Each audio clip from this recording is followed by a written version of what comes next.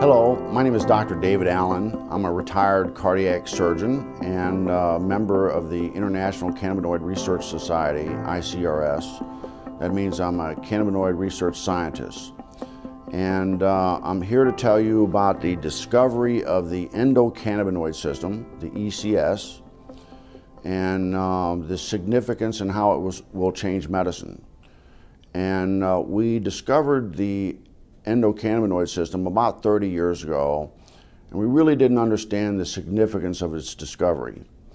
And so we found out that this is a chemical communication that your body has. It's not electrical, it's chemical, and it's kind of like the hormone systems that people are familiar with. And your body makes these cannabinoids. They're endogenous, so they're endocannabinoids, and they perform some miraculous functions in the body. And we're just learning the significance of these functions. And basically, the endocannabinoid system is responsible for homeostasis. Most people don't understand what that really means, but it's the body's ability to maintain itself and function in the proper environment. And so it's critically important that that doctors in the future understand this control mechanism.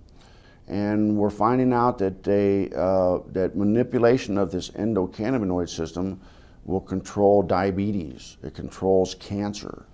It controls whether you can survive a heart attack or stroke. And so this is critically important for doctors to understand this new science. And the discovery of the endocannabinoid system is the single most important medical scientific discovery ever, and will save more lives than the discovery and application of sterile surgical technique. And I'm a heart surgeon saying that. So more people will be saved by manipulation of the endocannabinoid system than are currently saved by surgery. But recent research has been looking at cannabis and the different cannabinoids. There's over 80 plus cannabinoids discovered in the cannabis plant. The second most dominant one besides THC is cannabidiol, or CBD.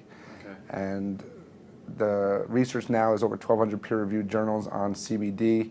It's probably the most exciting and researched ingredient or substance right now around the world. Mm-hmm.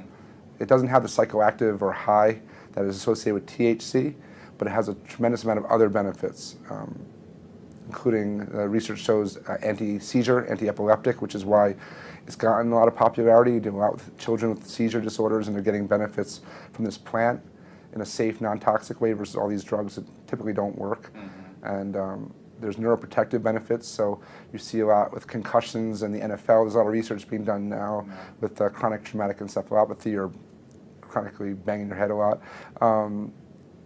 There's anti-anxiety, which is really important. It's the anti-THC of sorts. It calms you down. It helps you manage stress better, which is how I look at it. It's much more as a preventative or daily use substance than just treating disease states. Mm-hmm. And there's immune support. There's it's a huge antioxidant. There's just a tremendous. It's easier sometimes to talk about what it doesn't do than what it does. Dr. Alan Shackelford is a Harvard-trained physician. He's also among a handful of doctors in Colorado who give prescriptions for medical marijuana. From the moment Charlotte entered his office, he knew she was in trouble. While he was just examining her, she had 2 seizures. She'd failed everything. There were no more options for her. Everything had been tried, except cannabis.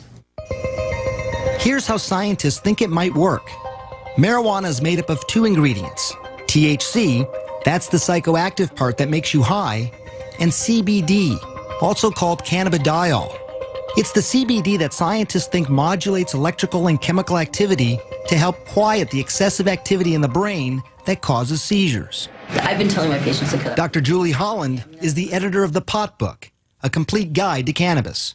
For a long time, the work on cannabis and epilepsy was sort of inconclusive. Maybe it works, maybe it doesn't. They couldn't quite figure it out. And it's only when they really started separating THC from CBD that they saw, definitively, yes, CBD seems to really stop seizures. So in the 1930s, they made tinctures. What were they making the tinctures for, and why were they doing these tinctures? Well, I mean, the medicinal uses of hemp are just numerous. The hemp helps, well, we can talk about the cancer effects of hemp, but it helps with inflammation. It's very anti-inflammatory. It helps with seizures. It's very effective with PTSD for the vets that are coming back that have post-traumatic traumatic stress disorder. Very effective at treating that. It's an anti-inflammatory.